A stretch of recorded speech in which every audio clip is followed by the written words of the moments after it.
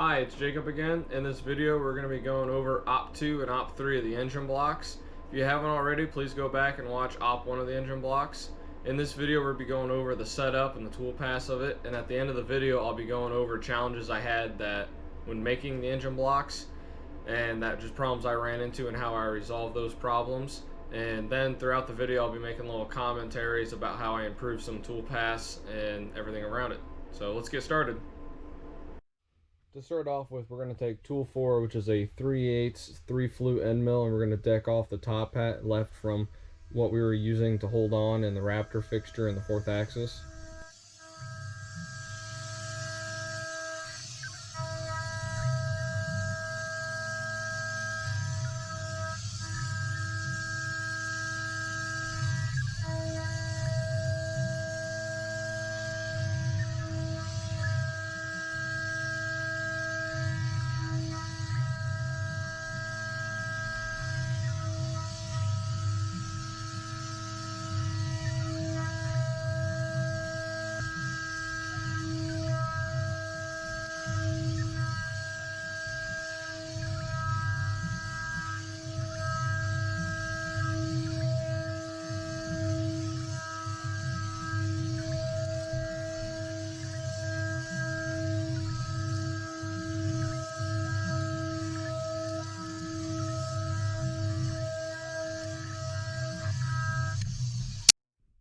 We're going to come in with tool 15 now, which is a 1/4 inch ball end mill, and do a parallel rough.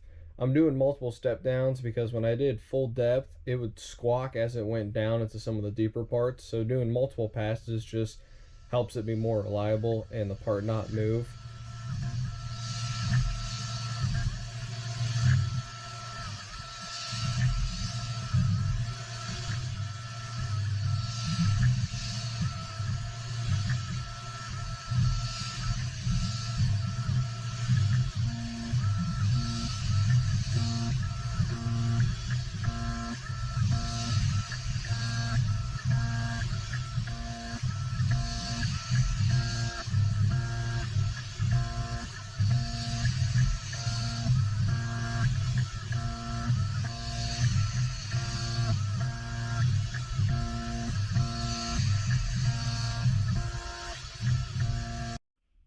The first pass isn't taking too much material. As we start going deeper into it, it'll start touching in more areas, which that's where it was squawking at. So just the multiple steps really helped me not plunge that tool deep down to material and squawk and kind of make the part move.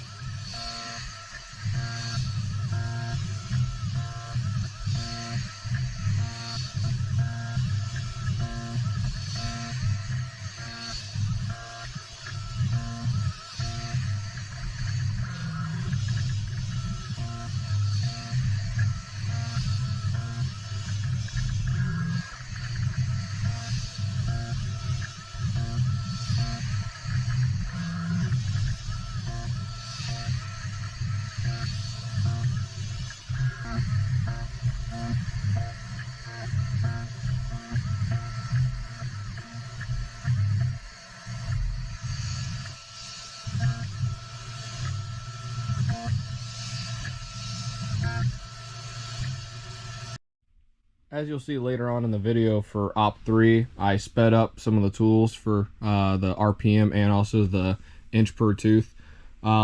This was just trying to get the cycle time down. For op2, I'm doing multiple passes, which increases the cycle time just because that 1/4 inch ball was plunging into material, and I just didn't like the chatter that it caused. I probably could get away with increasing the RPM and the feed per tooth on op2 to get the cycle time down. But right now it's not a big deal considering how I can deburr other blocks as it's being ran. But to get the cycle time down, that would be a really easy solution for that.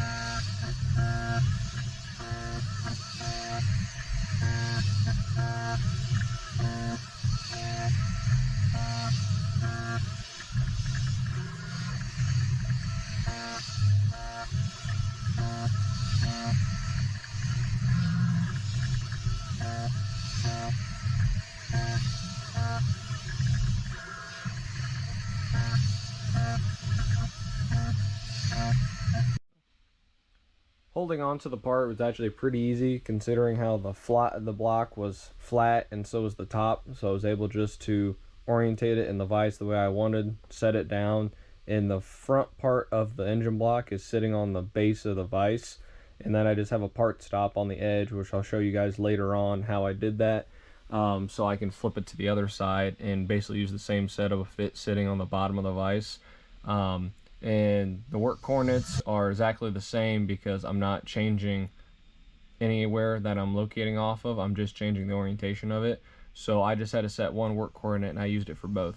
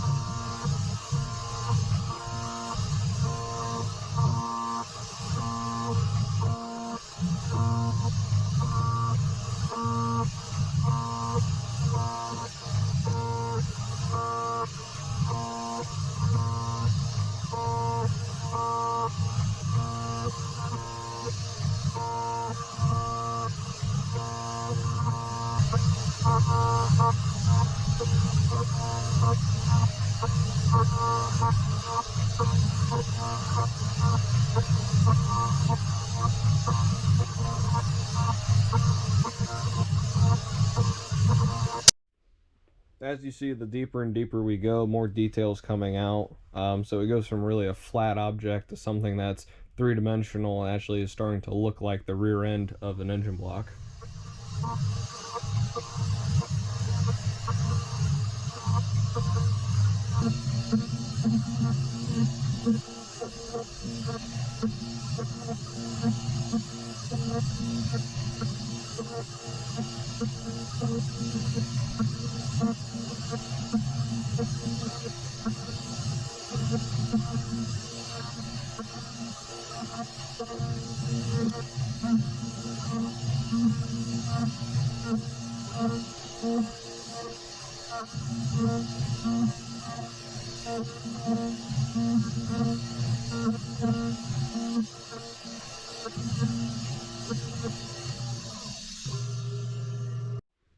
So we're going to come in with tool 20, which is an 1/8 inch ball, and we're going to do a parallel finish 90 degrees from what the first pass was.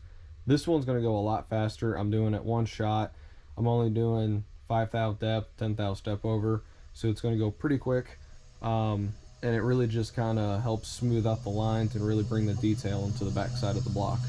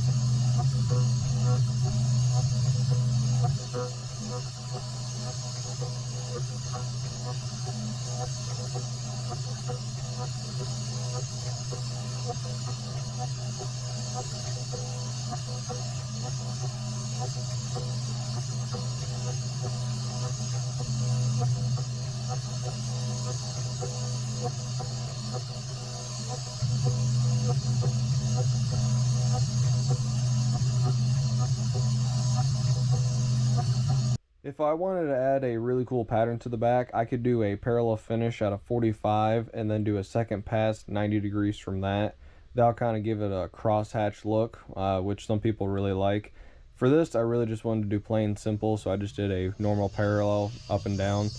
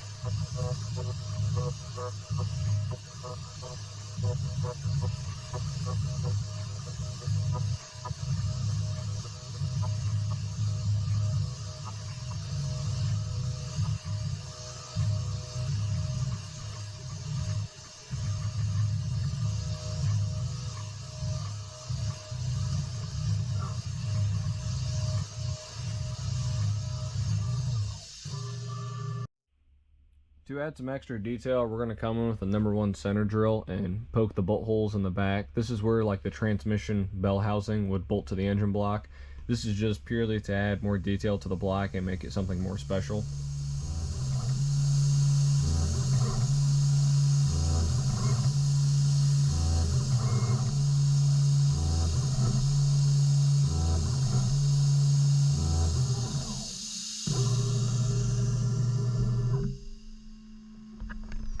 Op3 is just repeat of what op2 is, just on a different side and different geometry. So we're going to come in with tool 4, which is that 3/8 3 flute end mill, and we're going to deck off any material. There's not a lot, if any. I just do this to make sure that if there is, I'm not going to take that 1/4-inch ball and start plunging into heavy material. This is just kind of the reassurance that everything that's supposed to be there is already gone. Coming in with tool 15 1/4-inch ball. We're doing this pass in one shot for the depth, parallel finish again.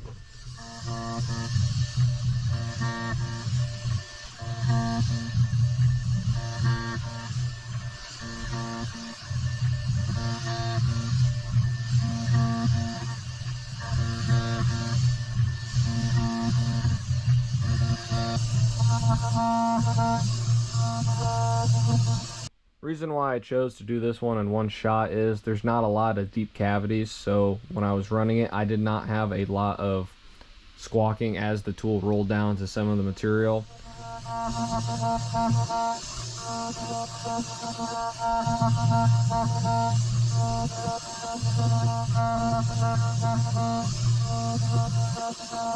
I will say, for one of the first projects I did on this Tormach, this was a great project. I learned a lot. I really had to dive into Fusion and get the tool pass really right for this. Some of the deep cavities, and also I tried pushing the 1/4-inch ball when surfacing the side of the engine block as hard as I could, just because there was a lot of material to remove, and that would have been a really long cycle if I would have kind of babied it. So I did push it pretty hard, and putting the jacks underneath the block really helped. So I think that was a smart decision to do that.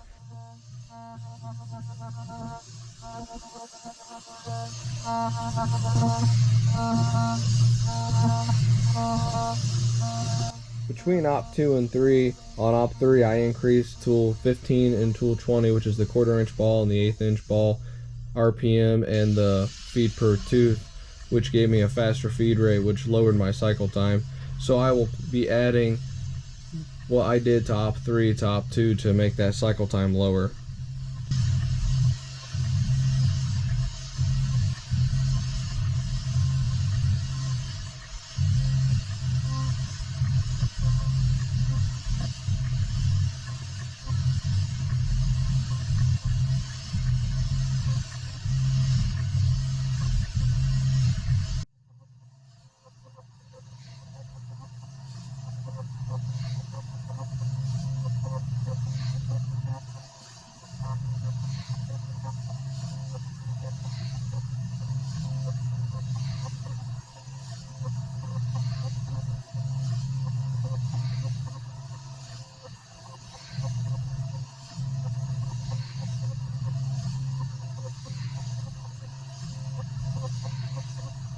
I would like to go back and maybe do a more detailed engine block, just kind of a one-off to really get some details out of it.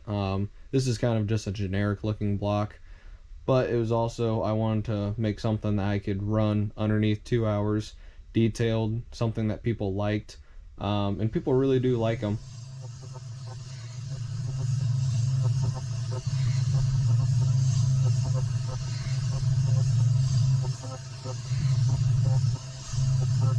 I would like to maybe go back and add some fillets around the outside so deburring won't be as much when it comes off, because that's an important thing. If you can deburr in the machine a lot, then that's going to save you from deburring out of the machine, which allows you to run other machines or work on other things rather than sitting there and deburring parts.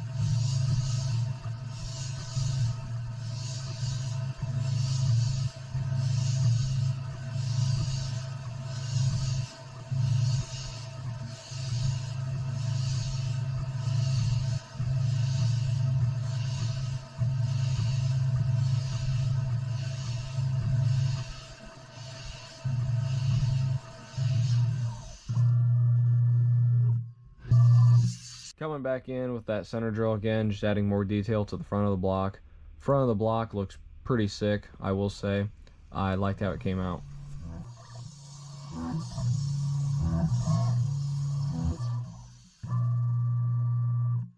Some of the problems that I had on the engine block was on the 4th axis when I was rotating the part, is that while I was machining, sometimes the part would be pushed down from the end mill or the center drill. So I added jacks on the bottom of all the operations, so that also let me feed faster, and also just had more rigidity so I could get better finishes. And then the 1/4 inch ball has some really heavy engagement when it first comes into the part and when it plunges into it, everything. So I just changed the step over to a lighter step over, which helped with some of the chatter. Still had chatter, but the finish pass cleaned up all the chatter, so that wasn't a problem. On op2, the 1/4 inch ball kind of plunges into the pockets of the front side of the block. I ended up just adding multiple step downs, which really just kind of made me feel safer about it, and just didn't wear the tool out a lot more. And then I just had to do some creative coordinate systems on the part, because the part's not very flat shaped, so I had to find 2 flat areas on both sides for op2 and 3 that I could locate off of. And I'll add some photos of where I touched off and how I did that.